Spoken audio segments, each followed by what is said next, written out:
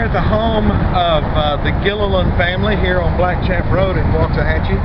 This is Joseph, this is Brandon, this is their mother Irene, and their dad Sonny.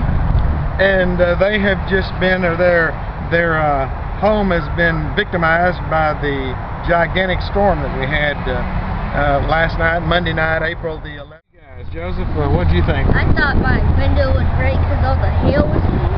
Yeah. And I heard stuff falling over. Oh my goodness. What about you, Brandon? Yeah, me the same. Yeah. It was like counting. So everybody was awake? That's when I first noticed it, and eventually, you know, the boys were up, the security system went off because the patio doors upstairs were blowing like crazy. Yeah.